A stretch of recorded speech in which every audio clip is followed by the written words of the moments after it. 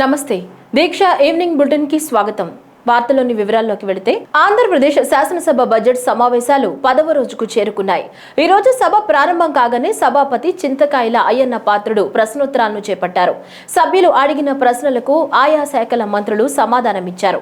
శారీరక మేధో వైకల్యం గల పిల్లలకు విద్య అంశంపై యలమంచిలి శాసనసభ్యులు సుందరపు విజయ్ కుమార్ అడిగిన ప్రశ్నలకు రాష్ట్ర మానవ వనరుల అభివృద్ధి శాఖ మంత్రి నారా లోకేష్ సమాధానమిచ్చారు.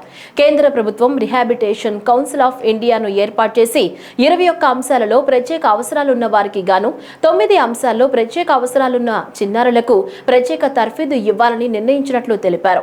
రాష్ట్రంలో మొత్తం 41,119 మంది నమోదైనట్లు తెలిపారు. రాష్ట్రంలో ప్రత్యేక అవసరాలు ఉన్న చిన్నారులకు 679 భవిత సెంటర్లను అందుబాటులో ఉన్నాయన్నారు. ప్రతి సెంటర్కు 1358 మంది ఐఈఆర్పీలు ఉన్నట్లు తెలిపారు. భవిష్యత్తులో రాష్ట్రంలో 125 ఆటిజం కేంద్రాలు ఏర్పాటు చేస్తామన్నారు. ఆటిజం విద్యార్థులకు పాఠశాలలో కల్పించాల్సిన సౌకర్యాలపై శాసనసభ్యులతో ఒక కమిటీని ఏర్పాటు చేస్తామన్నారు. కేంద్ర ప్రభుత్వం రిహాబిలిటేషన్ కౌన్సిల్ ఆఫ్ ఇండియాని ఏర్పాటు చేసి స్పెషల్ నీడ్స్లో 21 డిసెబిలిటీస్లో 9 డిసెబిలిటీస్కి ప్రధానంగా స్పెషల్ ఎడ్యుకేషన్ ఇవ్వాలనేది కేంద్ర ప్రభుత్వం మనకి చెప్తాం జరిగింది. ఇక్కడ కేటగరైజేషన్ కానీ చూస్తే ఏంటంటే చిల్డ్రన్ విత్ మైల్డ్ డిసెబిలిటీస్ ప్రభుత్వ అదేవిధంగా ఎయిడెడ్ పాఠశాలల్లో వాళ్ళు ఎన్రోల్ అవుతారు. సివియర్గా ఉన్నోళ్ళు మోడరేట్ టు సివియర్ ఉన్నోళ్ళు భవిత సెంటర్లకి వెళ్తాం జరుగుతుంది. దాంట్లో భాగంగా చూస్తే ఈరోజు మన ప్రభుత్వం 679 భవిత సెంటర్లు ఈరోజు మనం నడిపిస్తాం జరుగుతుంది. దాంట్లో ఏంటంటే auditory training, vision stimulation, orientation, mobility, braille skills, early childhood intervention, parental counselling, physiotherapy, school readiness programmes ఒక లక్ష్యంగా పెట్టుకుని మనం చేస్తాం జరిగింది. దీంట్లో ఏంటంటే మనకి 2 ఐఈఆర్పీలు ఉంటారు, అంటే ఇంక్లూజివ్ ఎడ్యుకేషన్ రిసోర్స్ పర్సన్ ఉంటారు, వాళ్ళు భవిత సెంటర్లో ఉన్నారు. ఇప్పుడు మనకి 1358 ఐఈఆర్పీలు ఉన్నాయి. స్పెషల్ నీడ్స్ విద్యార్థుల్లో వచ్చేగల 41,119 మంది రిజిస్టర్ అయ్యారు. పిఏబి 25-26 అంటే కేంద్ర ప్రభుత్వం ఇచ్చిన నిధుల్లో ఇంకొక 125 ఆటిజం సెంటర్స్ అంటే 1 సెంటర్ పర్ మున్సిపాలిటీ లెవెల్ ప్రతిపాదిస్తాం జరిగింది. మాకున్న సమాచారం మేరకు 100% ఇది శాంక్షన్ అవుతుందని బలంగా నమ్ముతున్నాం. తన జీవితంలో రాజకీయ కక్షలనేవి ఉండవని ఏపీ సీఎం చంద్రబాబు తెలిపారు. అసెంబ్లీలో సీఎం చంద్రబాబు మాట్లాడారు. వైకాపా ప్రభుత్వ హయాంలో పార్టీ కార్యాలయాలపై దాడి చేశారని, ప్రజాస్వామ్యంలో పార్టీ ఆఫీసులపై ఎప్పుడూ దాడి జరగలేదన్నారు.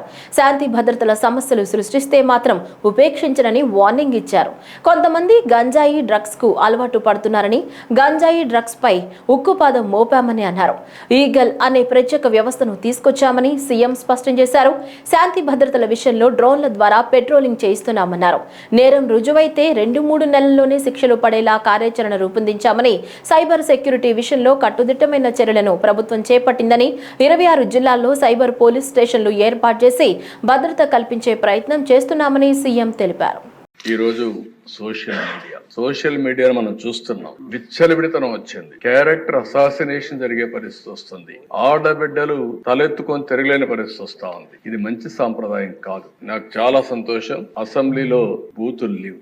ఇప్పుడు అసెంబ్లీ అంతా కూడా సబ్జెక్ట్స్ పైన చర్చించే పరిస్థితికి వచ్చాం. ఆ 5 సంవత్సరాలు అసెంబ్లీలో బూతులు మాట్లాడడం, బయటంతా భయంకరంగా ఉండడం, ప్రజాస్వామ్యం పూర్తిగా అపహాస్యం కాబడింది. అలాంటి అన్ని పోయే పరిస్థితికి వచ్చాయి. ఈ రోజు మళ్ళీ రాష్ట్రంలో ఒకటే విజ్ఞప్తి చేస్తున్నాం. ఎవరైనా సరే ఆడబిడ్డల పైన అత్యాచారాలు చేసి తప్పించుకోవాలంటే ఈ ప్రభుత్వంలో వీలు కాదు.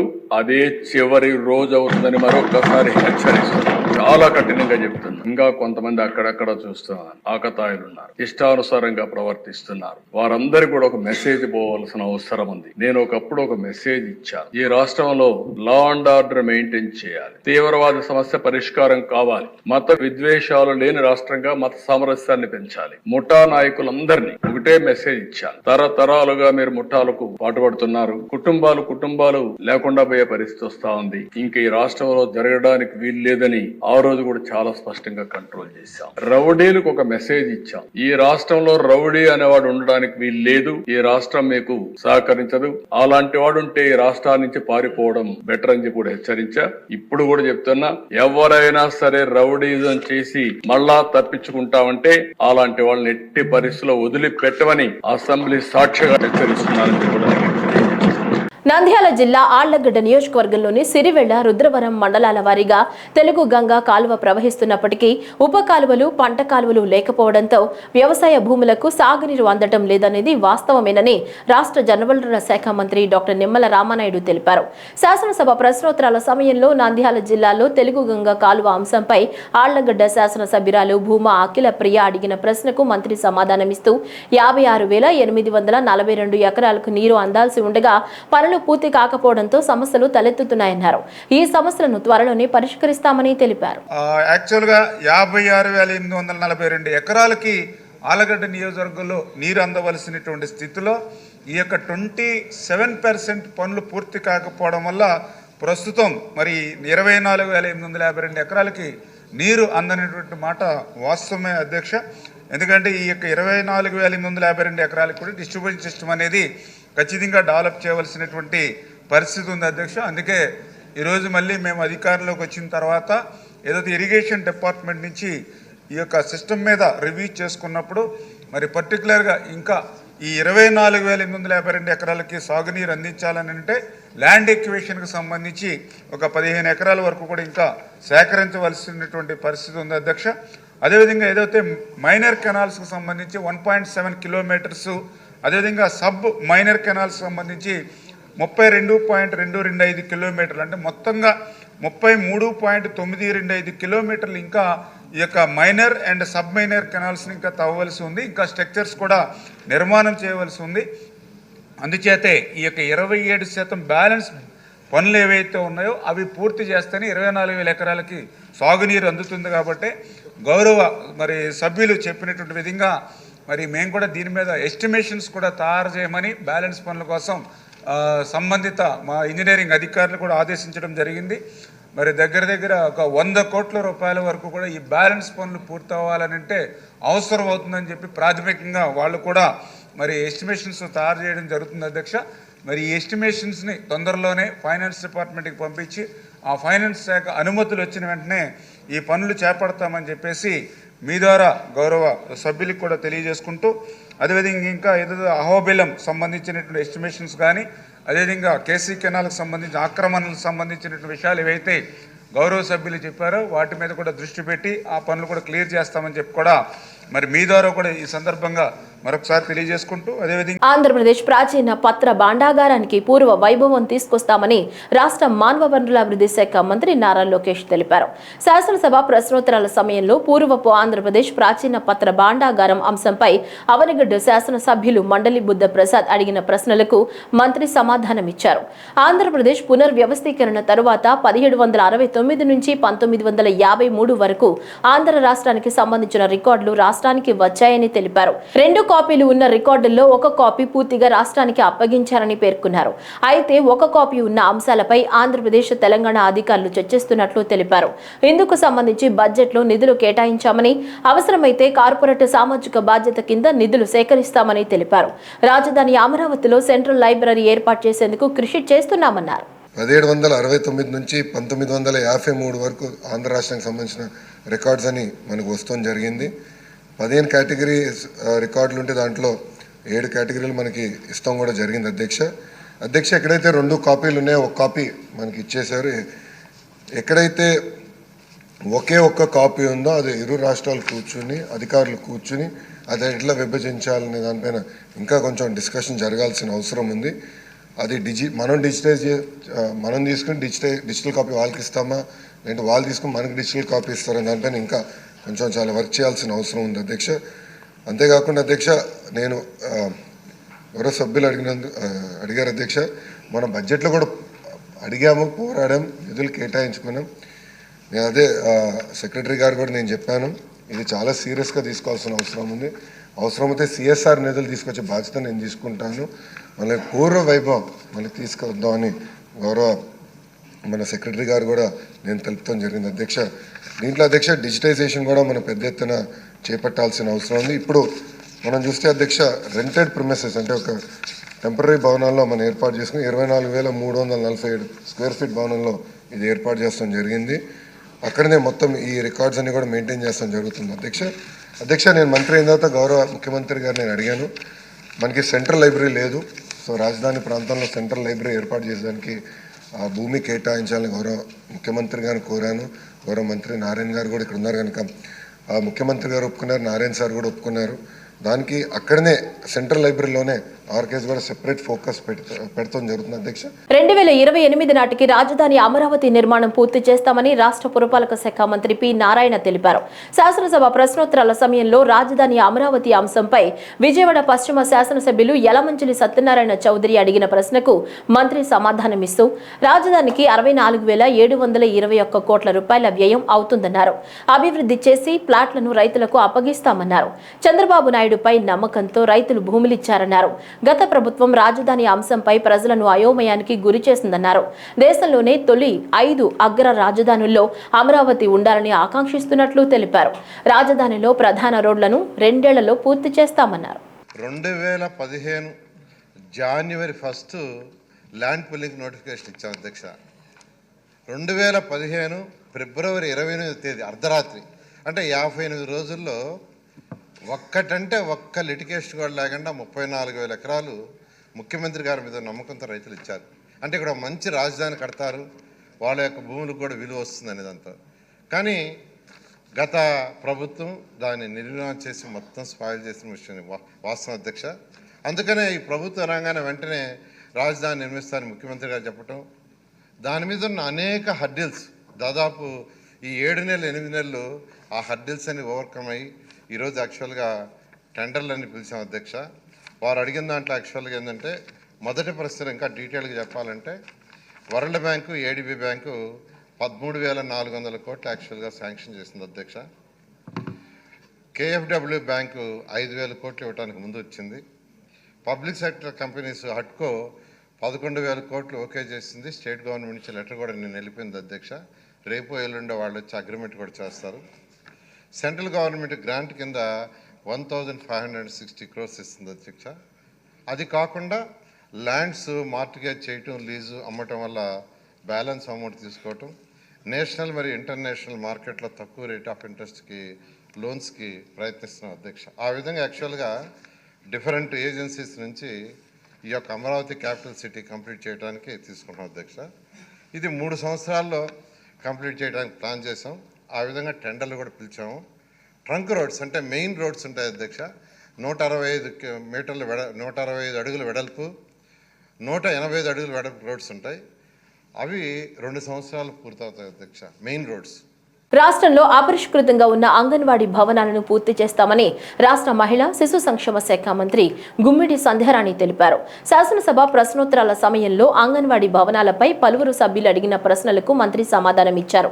రాష్ట్రంలో 12,496 అంగన్వాడీ భవనాలు మంజూరు కాగా 6,161 భవనాలు పూర్తయ్యాయని, వీటికి 421 కోట్ల రూపాయలను చెల్లించినట్లు తెలిపారు.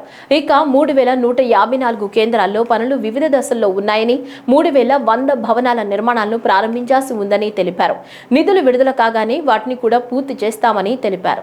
టోటల్గా ఉన్నటువంటి అంగన్వాడీ సెంటర్స్ మనకు శాంక్షన్ అయ్యేవి 12,496 అధ్యక్ష.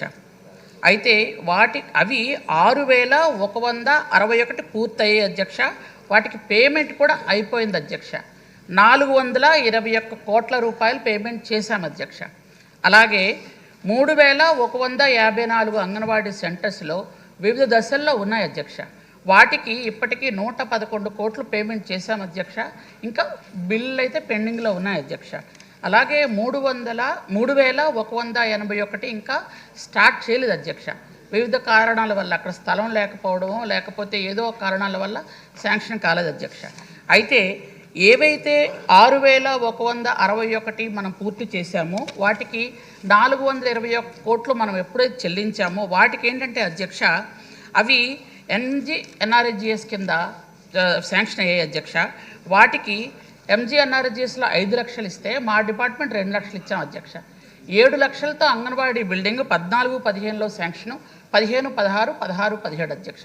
7 లక్షలతో కట్టలేని వాళ్ళు కొంతమంది, 7 లక్షలు పూర్తయిన తర్వాత వదిలేసిన వాళ్ళు కొంతమంది ఉన్నారు అధ్యక్ష. అయితే వాటికి మళ్ళీ ఎక్సెస్ కావాలి అని మొన్ననే తమకు నేను లాస్ట్ టైం కూడా నిన్న కూడా చెప్పాను అధ్యక్ష, నా షార్ట్ డిస్కషన్లో కూడా చెప్పాను అధ్యక్ష. వాటి కోసం ఎక్స్ట్రా నిధులు కూడా కావాలి అని చాలామంది మొత్తం ఎమ్మెల్యేలు చాలామంది నన్ను అడిగారు అధ్యక్ష. వాటికి కూడా మనం రిక్వెస్ట్ లెటర్ ఒకటి పెట్టడం కూడా జరిగింది అధ్యక్ష. అయితే ఏవైతే నాబార్డ్లో అదే మనం అనుకుంటున్నటువంటి ఈ నాబార్డ్లో ఏవైతే శాంక్షన్ అయ్యాయి ఆర్ఐడిఎఫ్లో నాబార్డ్లో వాటికి మాత్రం 12 లక్షలు శాంక్షన్ అయ్యాయి అధ్యక్ష ఒక్కొక్క సెంటర్కి. అవి మాత్రం పూర్తి చేశారు అధ్యక్ష. ఆంధ్రప్రదేశ్లో మనబడి మన భవిష్యత్తు పనులను దశల వారీగా పూర్తి చేస్తామని రాష్ట్ర మానవ వనరుల అభివృద్ధి శాఖ మంత్రి నారా లోకేష్ పేర్కొన్నారు. ఈ రోజు శాసనసభ ప్రశ్నోత్తరాల సమయంలో కోవూరు శాసనసభ్యురాలు వేమిరెడ్డి ప్రశాంతిరెడ్డి, శృంగవరపుకోట శాసనసభ్యురాలు కోళ్ల లలిత కుమారి, పలాస శాసనసభ్యురాలు గౌతు శిరీష, పుట్టపర్తి శాసనసభ్యురాలు పల్లె సింధూరారెడ్డి తదితరులు అడిగిన ప్రశ్నలకు మంత్రి సమాధానమిస్తూ నాడు నేడు పేరుతో గత ప్రభుత్వం 3 దశల్లో పనులు చేపట్టి అసంపూర్తిగా వదిలేసిందని, ఆ పనులను పూర్తి చేసేందుకు ప్రభుత్వానికి 4,789 కోట్ల రూపాయలు అవసరమవుతాయని తెలిపారు. చిన్నారులను విద్యకు దూరం చేసే జీవో 117ను మా కూటమి ప్రభుత్వం రాగానే రద్దు చేసిందని తెలిపారు. అపరిష్కృతంగా నిలిపివేసిన పనులను పూర్తి చేస్తామని మంత్రి లోకేష్ తెలిపారు. ప్రభుత్వ పాఠశాలలో మెరుగైన సౌకర్యాలు కల్పించేందుకు ప్రభుత్వం కృషి చేస్తోందన్నారు. గత ప్రభుత్వము ఫేజ్ 1, ఫేజ్ 2 కింద అండ్ ఫేజ్ 3 కింద అనేక పనులు ప్రారంభించడం జరిగింది. దాంట్లో భాగంగా మీరు చూస్తే కనీసం ఫేజ్ 1 కూడా పూర్తి చేయాల, ఫేజ్ 2 కూడా అనేక పనులు పెండింగ్ పెట్టారు అధ్యక్ష. ఈ 2 పూర్తి చేసేదానికి సుమారుగా 4,789 కోట్ల రూపాయలు మన ప్రభుత్వానికి అవసరం ఉంటుంది అధ్యక్ష. ఇదంతా చూసిన తర్వాత ఫస్ట్ నేను అనుకుంది, ఎందుకంటే ఈ కుటుంబీ ప్రభుత్వం ఏర్పడడానికి ప్రధానమైన కారణం కూడా మనం 117 జియో రద్దు చేస్తామని చెప్తాం జరిగింది. ఎందుకంటే విద్య అనేది పిల్లలకి దూరం అవుతుంది, మళ్ళీ ప్రాథమిక విద్య తీసుకురావాలన్న ఆలోచనతో ఆ ఫోకస్ కి వెళ్దామనే లక్ష్యంతో ఉన్నాం అధ్యక్ష. దాంట్లో భాగంగా ముందర జియో 117 కి ఆల్టర్నేటివ్ తీసుకురావాలి. అది చూసుకున్న తర్వాత ఎక్కడ ఇన్ఫ్రాస్ట్రక్చర్ అవసరం ఉందో అది బేస్ చేసుకుని ఇన్ఫ్రాస్ట్రక్చర్ బిల్డ్ చేయాలనే లక్ష్యంతో మన ప్రభుత్వం ఉంది అధ్యక్ష. దాంట్లో అధ్యక్ష మీరు చూస్తే ఇన్ఫ్రాస్ట్రక్చర్ కూడా అనేక స్టార్ రేటింగ్లు ఇస్తాం జరిగింది అధ్యక్ష. 0, 1, 2, 3, 4, 5 స్టార్. ఎందుకు చేసామంటే నేను కూడా వ్యత్యాసం చేశాను. కొన్ని పాఠశాలలో ఇన్ఫ్రాస్ట్రక్చర్ అన్ని ఉన్నాయి, బెంచ్లు ఉన్నాయి, టీవీలు ఉన్నాయి, రంగులు ఉన్నాయి. కొన్ని పాఠశాలలో అసలు ఏమి లేవు అధ్యక్ష. అంటే కంప్లీట్ ఎక్స్ట్రీమ్స్ నాకు ఫీల్డ్ లో కంపెనీ ఇది కరెక్ట్ కాదని భావించి కొన్ని నిర్ణయాలు. ఒకటి లీక్ ప్రూఫ్ బిల్డింగ్, అన్నిటికీ పెయింట్ ఉండాలి, ఎలక్ట్రిసిటీ ఉండాలి, ఫంక్షనల్ టాయిలెట్ ఉండాలి, డ్రింకింగ్ వాటర్ ఫెసిలిటీస్ ఉండాలని నిర్ణయం తీసుకున్నాం. దీంట్లో భాగంగా మనం అనేక రేటింగ్ మెకానిజం ఏర్పాటు చేసాం. ఆ రేటింగ్ ఎట్టి చేస్తున్న వివరాలు గౌరవ సభ్యులు కూడా నేను పంపిస్తాను అధ్యక్ష. దాంతో వాళ్ళు కూడా ఒక ఐడియా వస్తుంది. దాన్ని బట్టి వాళ్ళ నియోజకవర్గాల్లో ఎందుకు ఒక పాఠశాల ఆ రేటింగ్ వచ్చిందని కూడా తెలుసుకుని అది ఎట్లా ఇంప్రూవ్ చేయాలో వాళ్ళు కూడా ఒక అవకాశం ఉంటుంది అధ్యక్ష. అధ్యక్ష ఇప్పుడు వాస్తవంగా అధ్యక్ష అన్ని ప్రభుత్వ పాఠశాలల్ని మనం 5 స్టార్స్ రేటింగ్ తీసుకురావాలి. సుమారుగా ఈ రోజు SSR రేట్ ప్రకారం 13,526 కోట్ల రూపాయలు అవసరం ఉంది అధ్యక్ష. సో ఇదేదో ఒక్క రోజులో చేస్తాం, ఒకేసారి అయిపోతుంది అనుకుంటాం, ప్రమాదకరం. చేయలేము అధ్యక్ష. అది ఒక రోజు అయ్యే పని కాదు. అందరం కలిసికట్టుగా పని చేస్తే ఒక 5 నుంచి 7 సంవత్సరాలు పడుతుంది అధ్యక్ష. ఇక్కడ నేను గౌరవ సభ్యులందరినీ కూడా ఏంటంటే మనం కూడా ప్రభుత్వ పాఠశాలల్ని దత్తత తీసుకుని లోకల్ CSR నిధులు కానివ్వండి, ఇతర వేరే కార్యక్రమాల ద్వారా నిధులు జతపరిచి ఈ ప్రభుత్వ పాఠశాలని ఇన్ఫ్రాస్ట్రక్చర్ ని ప్రధానంగా ఇంప్రూవ్ చేయాలని గౌరవ సభ్యులందరినీ కోరుతున్నా అధ్యక్ష. గుంటూరు జిల్లా తాడేపల్లిలోని చిర్రావూరు గ్రామంలో ప్రమాదంలో గాయపడ్డ యువకుడికి మరియు అనారోగ్యం పాలైన బాలుడికి కూటమి నేతలు సీఎం రిలీఫ్ ఫండ్ చెక్కులు అందజేశారు. తాడేపల్లి మండల టీడీపీ జనసేన అధ్యక్షులు అమర సుబ్బారావు, సామల నాగేశ్వరరావు బాధిత కుటుంబాలకు చెక్కులు అందజేశారు. తంకసాల సాయి కిరణ్ 3 నెలల క్రితం రోడ్డు ప్రమాదంలో గాయపడడంతో సీఎం రిలీఫ్ ఫండ్ కు దరఖాస్తు చేసుకున్నారు.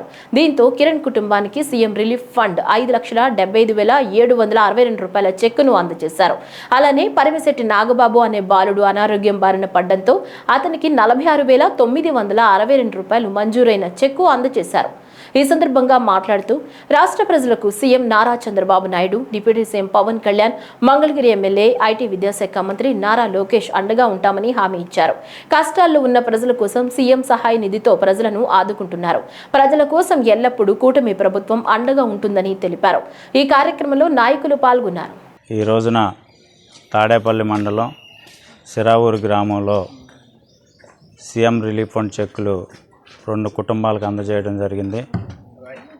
ఒక కుటుంబానికి 5,66,000 పైచీలకు 76,000 పైచీలకు ఒక చెక్కు అందజేయడం జరిగింది. మరొకరికి 46,000 చిల్లర చెక్కు అందజేయడం జరిగింది. మనం చూసుకున్నట్లయితే రాష్ట్ర వ్యాప్తంగా కూడా సీఎం రిలీఫ్ ఫండ్ చెక్కులు త్వరగతిన వారి కుటుంబానికి అండగా నిలవాలని, పెద్ద కొడుకులాగా ఉండాలని, వాళ్ళ కుటుంబానికి సహాయ నిధి కింద ప్రభుత్వం తరపున కూటమి ప్రభుత్వం ఈ సీఎం రిలీఫ్ ఫండ్లు ఇవ్వటం చాలా సంతోషం. మా కూటమి ప్రభుత్వం ముఖ్యమంత్రి గారైనటువంటి నారా చంద్రబాబు గారి నాయకత్వంలో, అలాగే పవన్ కళ్యాణ్ గారి నాయకత్వంలో పేద ప్రజలకి ఆరోగ్య భద్రత కల్పించడమే కాకుండా, అలాగే ఇబ్బందులు పడి ఏదైనా పెద్ద ఆరోగ్య సమస్యలు వచ్చి హాస్పిటల్లో తీర్చుకున్న వాళ్ళకి సీఎం రిలీఫ్ ఫండ్ ద్వారా వాళ్ళకి ఎంతో కొంత చేయూతనివ్వటం మా కూటమి గవర్నమెంట్ ముందుండి నడిపిస్తుందని ఈ సందర్భంగా తెలియజేసుకుంటూ, అలాగే పేద ప్రజలకి ఇబ్బంది కలగకుండా కూటమి ప్రభుత్వం తీసుకునే చర్యలు చాలా ముందుండి నడిపిస్తున్నామని చెప్పి, అలాగే మా తాడేపల్లి మండలంలో ఈరోజు చిరావూరులో చేసాం. అలాగే చాలా చెక్కులు మా మండలంలోని అన్ని గ్రామాలకి చెక్కులు వచ్చున్నాయి. ఇవన్నీ కూడా మా నాయకులు పంపిణీ చేస్తారని ఈ సందర్భంగా తెలియజేసుకుంటూ సెలవు తీసుకున్నాను. కాకినాడ జిల్లా పిఠాపురం నియోజకవర్గం చిత్రాడ గ్రామ సమీపాన ఉన్న ఎస్బీఐ ప్రైవేట్ వెంచర్లో 14వ తేదీన జరగబోవు జనసేన ఆవిర్భావ సభకు జరుగుతున్న ముమ్మర ఏర్పాట్లు జరుగుతున్నాయి. ఈ ఏర్పాట్లను స్వయంగా TIDCO chairman Ajay Kumar, IG G VV Ashok Kumar మరియు ఎస్పీ బిందు మాధవి పరిశీలిస్తున్నారు. సభకు వచ్చిన నాయకులకు, కార్యకర్తలకు, అభిమానులకు ఎలాంటి అసౌకర్యం కలగకూడదని ఎస్పీకి ఐజీ అశోక్ కుమార్ ఆదేశాలు జారీ చేశారు.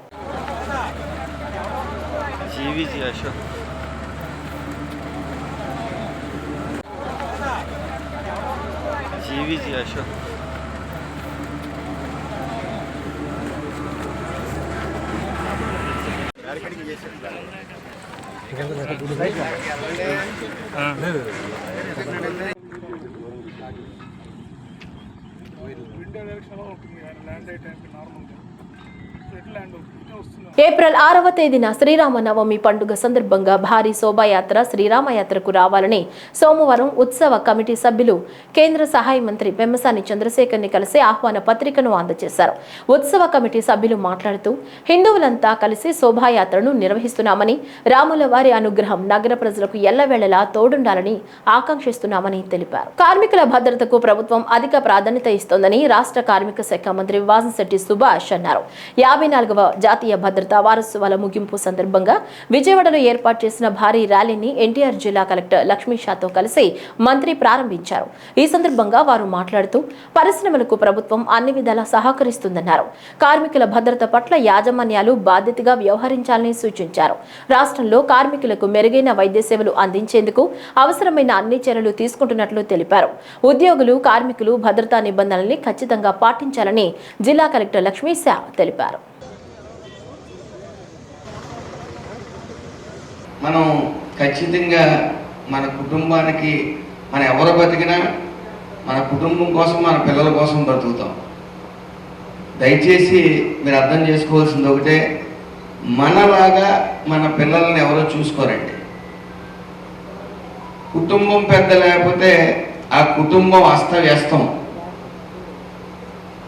అది మనం ఖచ్చితంగా, మన ప్రాణాలు చాలా విలువైనవి. అవి ఇన్సూరెన్స్ ఎంత కట్టినా, మనకి ఎంత వచ్చినా, నేను చిన్న సంఘటన, ఒక ఇన్సిడెంట్ జరిగిన తర్వాత ఒక తల్లి, 60 సంవత్సరాల తల్లి, ఒక ఆవిడ వచ్చి సుమారు 50 లక్షలు ఇచ్చారు. ఒక ఇండస్ట్రీలో చనిపోయిన 4 బాధితులకి 5 అనుకుంటా, 5 బాధితులు. తల్లి వచ్చి, ఒక కార్మికుడి సోదరి వచ్చి, ఇద్దరు వచ్చి, ఏం చేసుకోండి ఈ డబ్బులు ఆడు లేకుండా అని చెప్పి, నేను ఉన్నవాడిని ఒక్కడనే, ఆడికి పెళ్లి చేద్దాం అనుకున్నాను, ఇలా జరిగింది, ఏం చేయగలను డబ్బులు అన్నప్పుడు, ఏదో చెయ్యాలి అని నా తపనకి మరి శివకుమార్ రెడ్డి గారు వచ్చి, సార్ ఇలాగా 54వ భద్రతా వారోత్సవాలు జరుగుతూ ఉన్నాయి, వస్తాయి. ఆ రోజున మనం ఈ సేఫ్టీ కిట్ వాడటం వల్ల ఈ భద్రత ఎంత ముఖ్యమనేది మనం తెలియజేస్తామని చెప్పి, ఆ బాధ్యత నాకు అప్పగించండి, నేను అందరినీ కలుపుకుని వెళ్ళి భారీ స్థాయిలో చేస్తాను, ఖచ్చితంగా అందరికీ అవేర్నెస్ తీసుకుని వద్దామని చెప్పిన ఆయన మాటలు మన వైజాగ్లో చాలా ఘనంగా జరుపుకున్నాం. మరి ఈ రోజున మరి అత్యంత ఘనంగా జరుపుకున్నాం. వైఎస్ఆర్సీపీ ఆధ్వర్యంలో చేపడుతున్న యువత పోరు నిరసన కార్యక్రమంతో రాష్ట్ర ప్రభుత్వ కళ్లు తెరిపిస్తామని ఆ పార్టీ విద్యార్థి విభాగం రాష్ట్ర అధ్యక్షులు పానుగంటి చైతన్య పేర్కొన్నారు. గుంటూరు జిల్లా తాడేపల్లిలోని పార్టీ కేంద్ర కార్యాలయంలో ఆయన మీడియాతో మాట్లాడుతూ ఎన్నికలకు ముందు అన్ని వర్గాలకు అనేక హామీలు ఇచ్చినా అధికారంలోకి వచ్చిన తరువాత వాటిని అమలు చేయకుండా మోసం చేస్తోందని మండిపడ్డారు. ముఖ్యంగా యువతకు ఉపాధి, నిరుద్యోగ భృతి అంటూ అనేక మాటలు చెప్పి ఓట్లు వేయించుకున్నారన్నారు. నేడు మాత్రం వారి గురించి అస్సలు పట్టించుకోవడం లేదని ఆరోపించారు. వైఎస్ఆర్సీపీ అధినేత మాజీ ముఖ్యమంత్రి వైఎస్ జగన్ పిలుపు మేరకు విద్యార్థులకు ప్రభుత్వం నుంచి రావాల్సిన ఫీజు రియంబర్స్మెంట్, బకాయిల విడుదల, నిరుద్యోగ భృతి చెల్లించాలనే డిమాండ్పై ఈ నెల 12న రాష్ట్ర వ్యాప్తంగా యువత పోరు పేరిట నిరసన కార్యక్రమాన్ని నిర్వహిస్తున్నామని వెల్లడించారు. ఆదేశాల మేరకు యువత పోరు అనే మార్చి 12వ తారీఖున పెద్ద ఎత్తున అన్ని జిల్లా కేంద్రాల్లో కలెక్టర్ ఆఫీసులకి, కలెక్టర్ గారికి మెమరాండం ఇచ్చే కార్యక్రమం తీసుకోవడం జరిగింది. ఈరోజు కూటమి ప్రభుత్వం అధికారం వచ్చిన కానుంచి ప్రజా సంక్షేమాన్ని వదిలేసి కేవలం కక్ష సాధింపు చర్యలే పాలనగా కొనసాగుతూ ఉంది. అయ్యా చంద్రబాబు నాయుడు గారు, ఇప్పటికైనా విద్యార్థుల యొక్క ఆవేదన, బాధ చూసి పెండింగ్లో ఉన్న ఫీజు రింబర్స్మెంట్ బాకీలు మరియు వసతి దీవెన వెంటనే విడుదల చేయమని కోరుతా ఉన్నాం. అంతేకాకుండా ఫీజు రింబర్స్ అందక ఒక పక్క పిల్లలు అటు సర్టిఫికెట్లు లేక అటు ఉద్యోగాలు వెళ్ళలేక ఎంతోమంది విద్యార్థులు ఇబ్బందులు పడతా ఉన్నారు. అంతేకాకుండా ఆత్మహత్యలు పాటుపడుతున్న ఘటన మనం చూస్తూ ఉన్నాం. ఇటీవల కాలంలో ప్రకాశం జిల్లాలో మనం చూసుకున్నట్లయితే అన్ని మీడియా కథనాల్లో వచ్చింది. ఫీజు రింబర్స్మెంట్ రాక, ఫీజులు కట్టలేక ఒక విద్యార్థి పనికెళ్తున్న ఘటన ఎంతో ఆవేదన వ్యక్తం గురి చేసింది. అంతేకాకుండా మనం చూసుకున్నట్లయితే విజయవాడలో చైతన్య గోశాల క్యాంపస్లో జరిగిన ఘటన, అంతేవిధంగా అనంతపూర్లో శరణైన విద్యార్థి ఆత్మహత్య. ఈరోజు మనం చూసుకున్నట్లయితే విశాఖపట్నంలోను, కర్నూలులోను, అదేవిధంగా అన్ని జిల్లాల్లో కూడా ఫీజులు, కాలేజీలో ఒత్తిడి వల్ల పిల్లలు ఆత్మహత్యలు చేసుకుంటా ఉంటే ఈ కూటమి ప్రభుత్వం నమ్మక నిరుతులుగా వ్యవహరిస్తున్న విషయం మనం అందరం చూస్తున్నాం. కేవలం ఈ కూటమి ప్రభుత్వం నిర్లక్ష్య కారణంగానే చదువు దూరమవుతున్న దుస్థితి ఇదంతా చూస్తుంటే విద్యార్థులపై చంద్రబాబు నాయుడు గారు కక్షపూరితంగా వ్యవహరిస్తున్నారని చెప్పేసి అర్థమవుతా ఉంది. రాజధానిలో గతంలో భూములు పొందిన 13 సంస్థలకు ఆయా కేటాయింపులు రద్దు చేస్తూ మంత్రివర్గ ఉపసంఘం నిర్ణయం తీసుకుంది. వివిధ కారణాలతో కేటాయింపులు రద్దునకు సబ్ కమిటీ ఆమోదముద్ర వేసింది. అమరావతిలో సంస్థలకు భూముల కేటాయింపులకు సంబంధించి మంత్రివర్గ ఉపసంఘం సమావేశం సచివాలయంలో జరిగింది. ఈ సమావేశానికి మంత్రులు పొంగూరు నారాయణ, పయ్యావుల కేశవ్, కందుల దుర్గేష్, కొల్లు రవీంద్ర, టీజీ భరత్తో పాటు మున్సిపల్ శాఖ ప్రధాన కార్యదర్శి సురేష్ కుమార్, సిఆర్డీఏ కమిషనర్ కన్నబాబు, ఇతర అధికారులు హాజరయ్యారు. 2014-19 మధ్య కాలంలో అమరావతిలో భూములు కేటాయించిన సంస్థల విషయంలో కొన్ని మార్పులు చేర్పులు చేస్తూ సబ్ కమిటీ నిర్ణయం తీసుకుంది.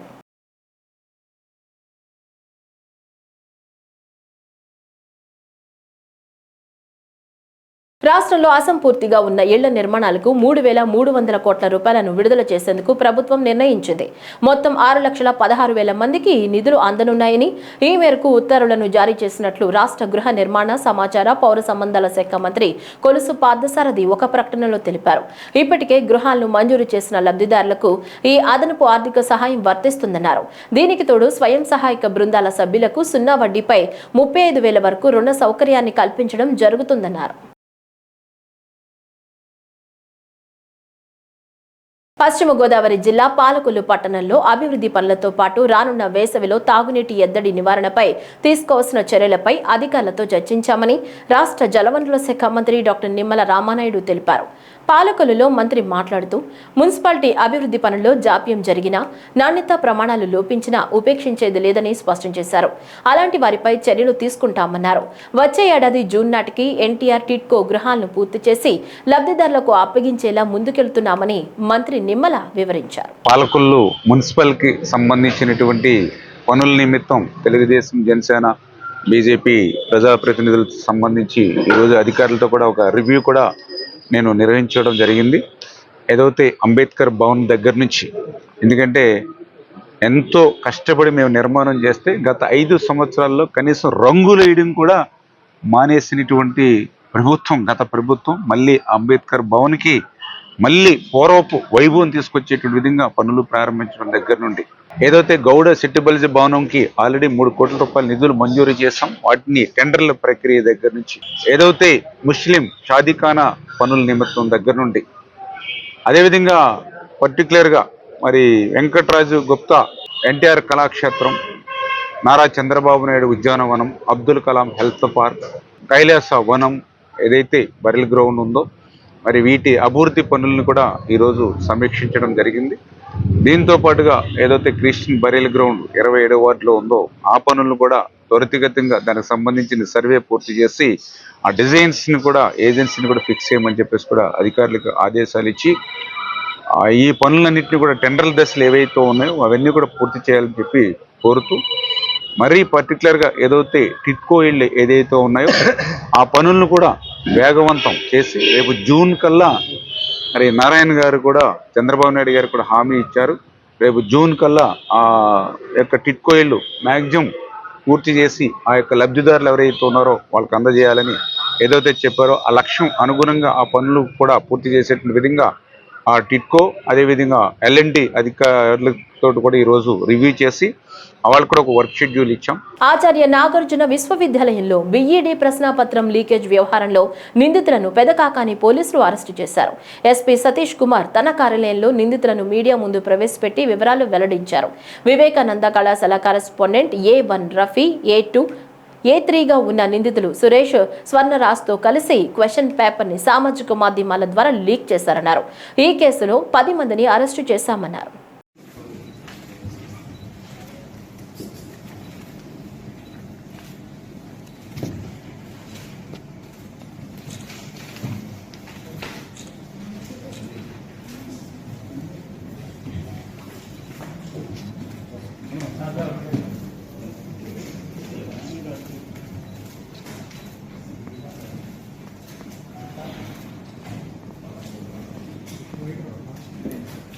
ఈ వార్తలు ఇంతటితో సమాప్తం. నమస్కారం.